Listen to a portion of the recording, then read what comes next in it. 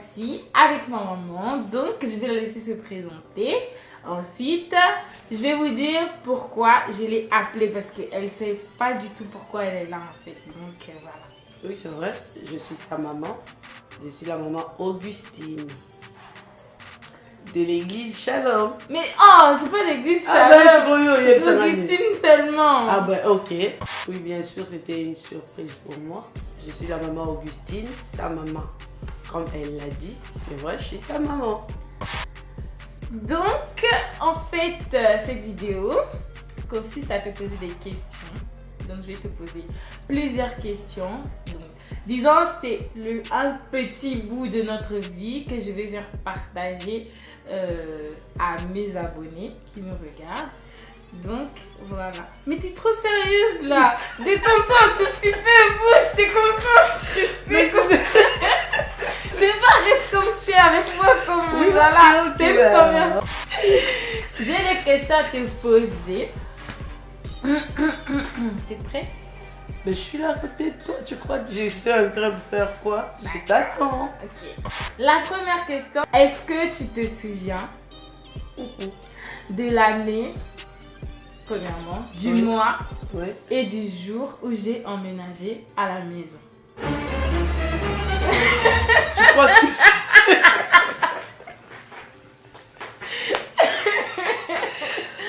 Bon, l'année, je crois que je vais tâtonner.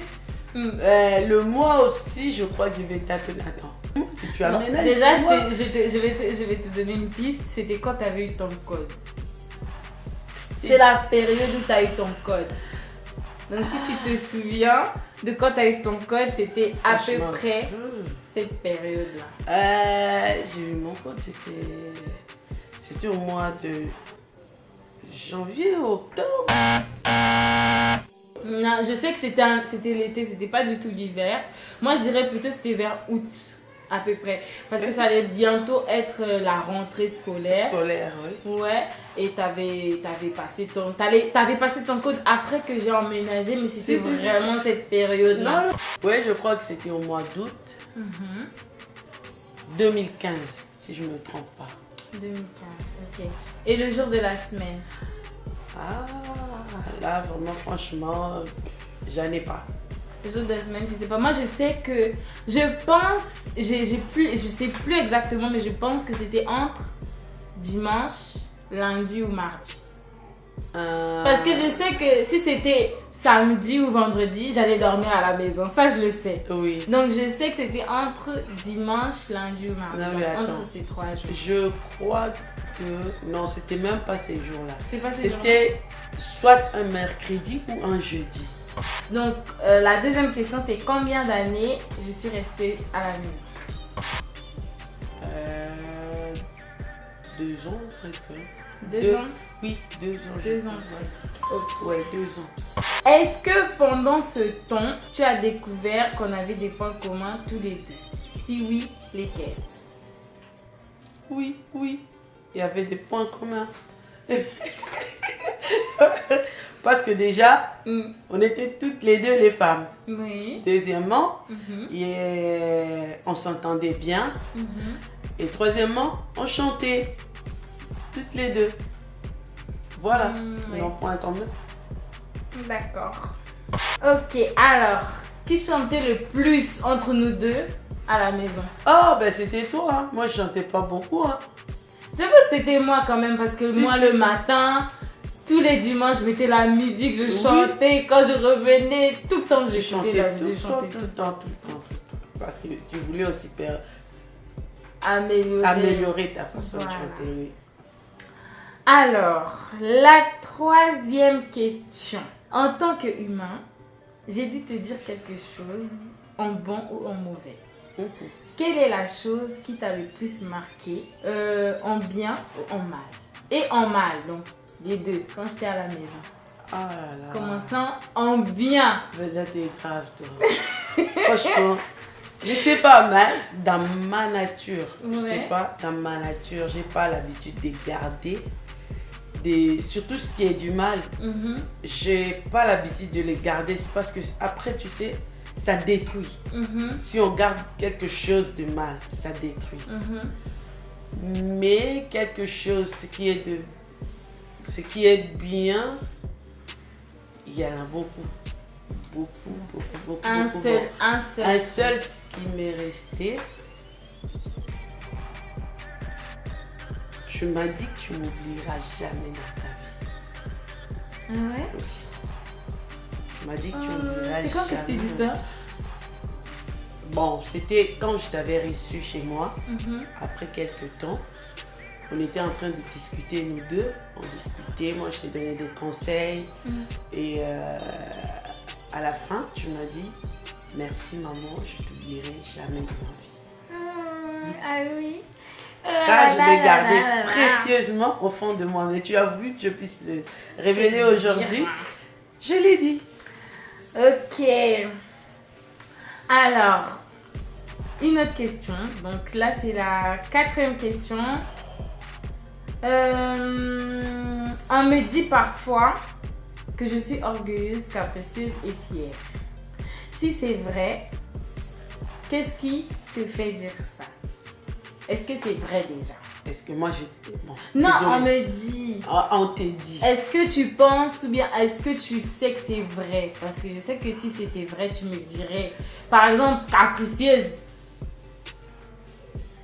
Je sais pas. Bon, ça dépend. Une femme a ses caprices de femme. Des fois, une femme est un peu orgueilleuse, surtout quand elle est belle comme toi. Des fois, ça arrive. Bon, sachant que moi, je ne t'ai jamais dit ça. Des fois, je te reprochais quand on fait nos activités. Mais personnellement, je t'ai connue, tu étais encore trop petite. Et à l'époque, je comprenais que c'était des caprices de quand tu étais petite, quand tu étais enfant. Des caprices d'enfant, ça gamine. Des gamines, voilà, merci. Donc, quand tu grandis, il y a des choses que tu élimines.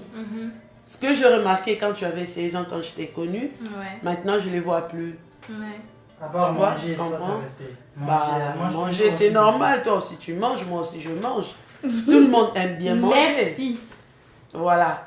Donc il y a des choses qui sont éliminées naturellement.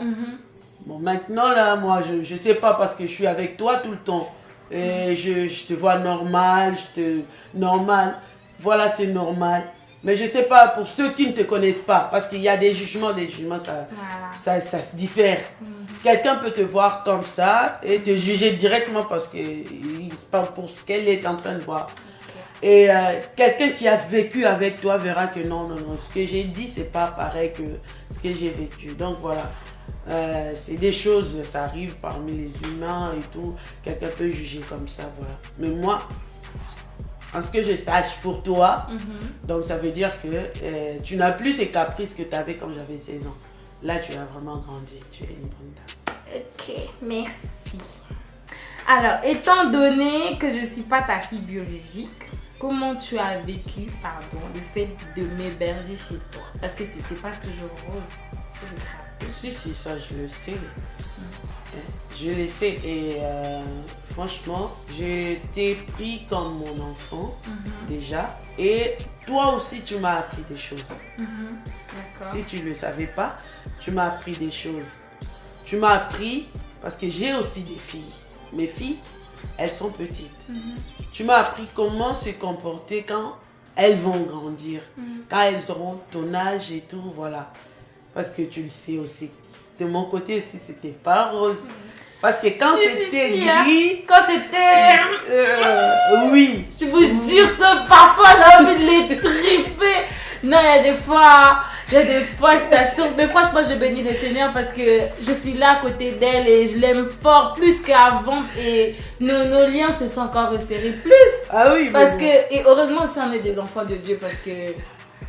quand on connaît pas Dieu, quand c'est comme ça, parfois, tu te dis, elle est pas facile. Elle n'est pas du tout facile, mais c'est une maman géniale. Je me souviens. Génial. Bah, franchement, bon, je me mettais à la place d'une maman. Ouais, exactement. C'est parce d'une que maman. Franchement, oui. c'est ce qu'elle faisait. S'il faut reprocher, il faut reprocher. S'il faut, oui, je. Donc voilà. S'il faut serrer, je serre juste pour aider. Exactement. Et heureusement que tu l'as accepté. C'est parce que si tu l'avais pas accepté, tu ne serais pas non plus. Exactement. C'est ça. J'allais pas être là voilà. et franchement, c'était pas facile, mais alléluia. Alors, ensuite, passons. Est-ce que j'étais active par rapport aux tâches ménagères, tout ce qui concernait la maison et tout, la cuisine et tout ça? Oui, quand tu es libre, oui. Tu participais. Parfois, j'étais fatiguée. Oui. Et je participais, je disais, je suis fatiguée. Mais comme tout enfant, donc, j'ai laissé qu'elle fasse. Parce que j'étais fatiguée. Tu veux que je dise tout? Vas-y, dis. Vas-y, dis. Des fois, ça m'énervait. Moi, je suis dans la cuisine. Toi, tu es dans la chambre. Je ne veux pas savoir. Je savais que ça l'énervait. Je savais que ça t'énervait. Mais parfois, j'étais tellement fatiguée. Je te voyais, tu fermais ton front. Là, quand elle fermait le front.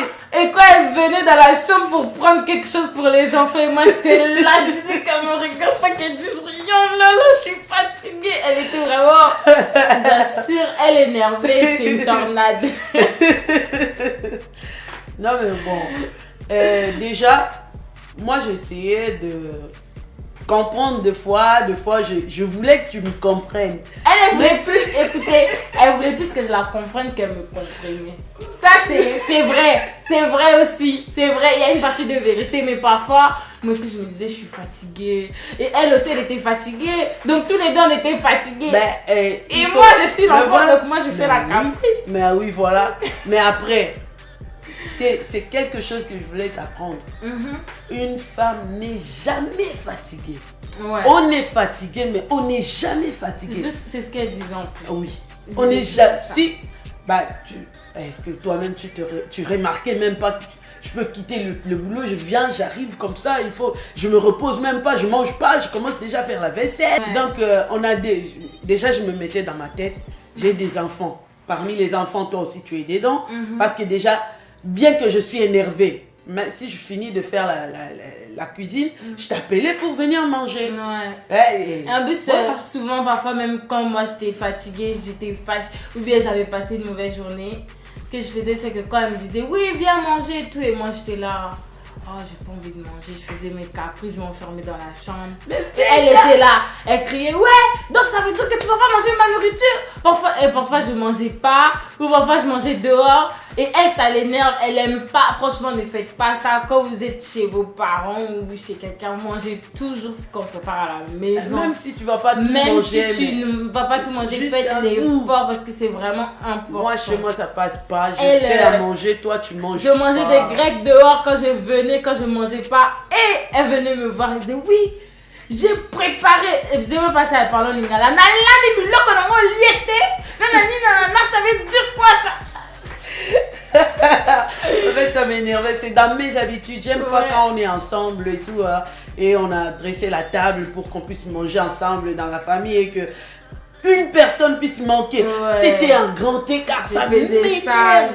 Il faut qu'on puisse manger ensemble. Voilà. Donc c'était comme ça. Donc, quel est mon plus grand défaut? Ton plus grand défaut, t'es toujours fatigué. Je ne croyais même pas que c'était ça. Oui. Ah ouais? T'es toujours fatigué. Mais je suis pas toujours fatiguée. Comment ça, je suis toujours fatiguée? Et quand on te parle, tu pleures facilement. Non, moi je dirais plutôt que je suis...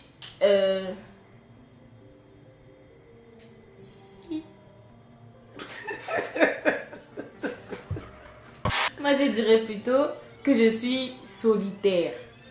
Voilà, j'ai oublié. Moi je dirais plutôt ça parce que quand j'étais à la maison, parfois je me facilement. Dès qu'on me reprochait quelque chose, j'allais dans mon coin, je boudais, j'étais là, je parlais pas. C'est ça. C'est pas que je suis. Peut-être c'est le mot qui m'a manqué parce que tu t'es retiré souvent. Ouais. Tu t'es retiré souvent, moi. Surtout vers les derniers moments où, quand j'étais à la maison, je me retirais tout le temps. Et à chaque fois, il faut que je vienne. Est-ce que tu as un problème? Est-ce que tu as... Ouais, elle me demandait souvent, est-ce que ça va, tu as un problème? Et parfois, elle en avait marre, donc je la comprends. Et quand je faisais mes caprices, j'étais dans mon coin, je faisais mes crises, elle venait pas me voir et c'était comme ça. Après, ça allait pas. Est-ce que je suis difficile comme enfant? Bon, non. Ben, je trouve pas. Hein. Franchement, je trouve pas parce que quand il y avait un problème ou quand je remarquais que tu t'es renfermé, quand je venais te dire qu'est-ce que tu as entendu, est-ce qu'il y a un problème, tu me disais. Et si la faute est de mon côté, je t'ai demandé quand même des excuses. Ouais. Je m'expliquais par rapport à ce que tu as entendu, je t'ai donné la vraie version. Franchement, après, voilà. Moi ce que je dirais, t'as plus... Je dirais pas, c'est pas ta plus grande qualité, c'est une de tes qualités. Parce que c'est pas tous les mamans congolaises qui font ça. Parce que les mamans, quand ils voient qu'ils ont tort, ils s'en foutent. Toi, vraiment, quand tu voyais que tu avais tort, ou bien quand tu voyais que ça allait pas, ou bien que c'était ta faute, tu me faisais des excuses. Ça me faisait aussi du bien parce que je me disais, je suis pas la seule fautive. Donc quand ça allait pas, tu me faisais vraiment des excuses. C'est comme ça, c'est ça ce qu'on appelle le dialogue dans la famille. Il faut dialoguer, il n'y a pas quelque chose. La famille, Singa famille est bendanaka et katanaka. Les cordons de la famille, c'est mitriboni. C'est tiré, mais ne se coupe pas. Dans l'assemblement et donc, alors, est-ce que le fait d'avoir quitté la maison nous a rendus encore plus proches qu'avant? Oui, et il y a une raison. Ouais. Oui. Il y a, disons, ça nous a plus rapprochés. Ça nous a rapprochés parce que toutes les deux, moi aussi je t'ai fait du mal. Je t'ai fait du mal, tu sais, il y a un moment quand on était dans l'autre maison, à cause d'une chanson, je ne vais plus te rappeler parce que... je t'ai bombardé. Oui, je me souviens. Voilà. Oui. Et je t'ai bombardé et tout. Donc voilà, tu n'es pas la seule fille que j'ai hébergée chez moi. Mais tu me fais une grande joie quand tu reviens encore vers moi. Et je ne voudrais pas que ces liens-là puissent s'éloigner par rapport... Parce que toi, tu as eu un chez toi et moi aussi. D'ailleurs, ça me fait cette joie-là quand je parle de toi à tes petites soeurs. Et imagine-toi la dernière fois quand tu étais ici.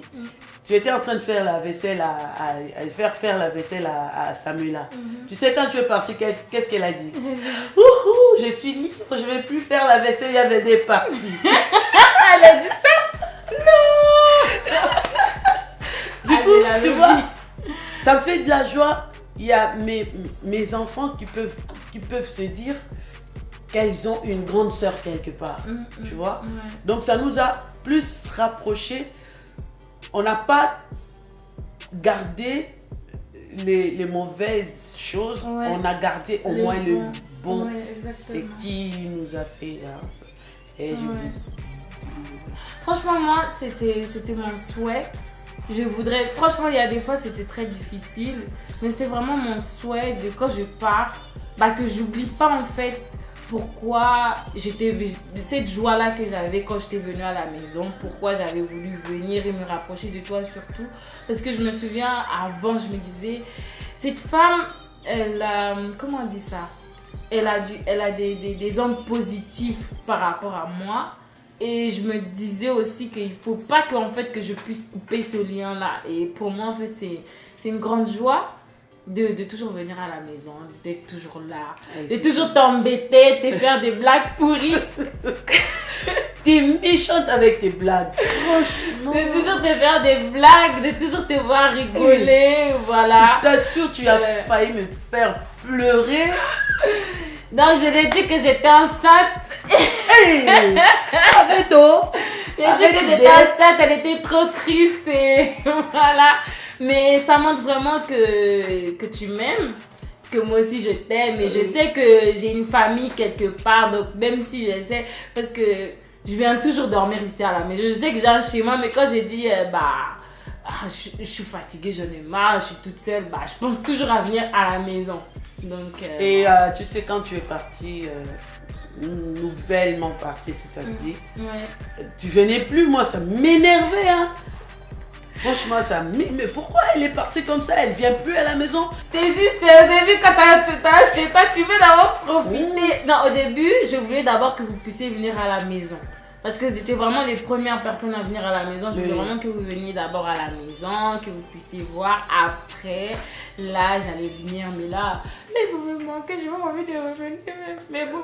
C'est pas grave, Je viendrai les week-ends et les jours de la semaine. Donc voilà, comme d'habitude. C'est chez maman. Voilà, exactement, chez maman. Donc, la dernière question, c'est quel conseil donnerais-tu aux personnes qui sont dans le même cas, qui étaient dans le même cas que moi, à présent? Bah, ceux qui habitent chez les personnes. gens, c'est des personnes. Oui, en fait, la grande fille là qui est mon gros bébé et ma grande fille avec ma boule, avec ses grosses joues, elle était chez moi. Elle n'est pas ma fille biologique, mais je l'ai incrustée dans mon cœur comme ma fille. Et tous ceux qui hébergent aussi des filles ou des garçons qui hébergent les gens chez eux. Ces gens que nous hébergeons ne resteront jamais éternellement chez nous. Et s'il faut renouer les liens d'amour fraternel, maternel, pour l'instant, ça ne coûte rien. Ça ne coûte rien du tout. Donne à manger à la personne que tu as, que tu héberges. Laisse-le se laver comme tes enfants. Traite-le comme un humain. C'est une sémence que nous sommes en train de s'aimer aujourd'hui. Même nous, les parents ou toi, la personne qui est en train de s'aimer, tu ne bénéficieras pas, mais ta progéniture pourra en bénéficier. On ne sait jamais, on n'est pas éternel sur la terre. C'est que la sémence que nous sémons qui pourra nous aider ceux qui seront derrière nous. Donc du coup, aidons les autres. Même si les hommes ne reconnaissent pas nos bienfaits, le Dieu qui est dans le ciel, c'est lui qui nous a créés. Il va reconnaître nos bienfaits. Pensons à David et Jonathan. Le jour où David était roi, il a pensé à Jonathan à travers Méphibosheth. La loi disait qu'un infirme ne peut pas rentrer dans la maison du roi. Mais ce jour-là, la loi était brisée. L'infirme, au nom de Jonathan, a bénéficié du bienfait de son père. Donc du coup, essayons de bien traiter ceux qui sont dans nos maisons et nous serons récompensés, même pas par les hommes, par Dieu. Exactement. Voilà. Donc voilà la petite vidéo avec ma maman. J'espère qu'elle vous a plu, surtout. Même si je parle pas bien français. Elle parle super très bien français. Tu parles super très bien français. Faut nous laisser. Donc voilà, j'espère qu'elle vous a vraiment plu. N'hésitez pas d'aimer. De partager, de vous abonner, d'activer la cloche pour des prochaines vidéos. Donc voilà. On vous aime et tu vas revenir. Et si vous voulez aussi des conseils, on est là disposé pour vous. Exactement, c'est une bonne conseillère. Voilà. Je vous dis, déjà là, elle vous a déjà sorti un verset là. C'est une bonne conseillère. Je vous dis, si vous voulez, vous me dites. On verra plus tard. Ok? Donc voilà, on va vous laisser et bonne journée à vous. Bonne journée et toutes les bonnes choses.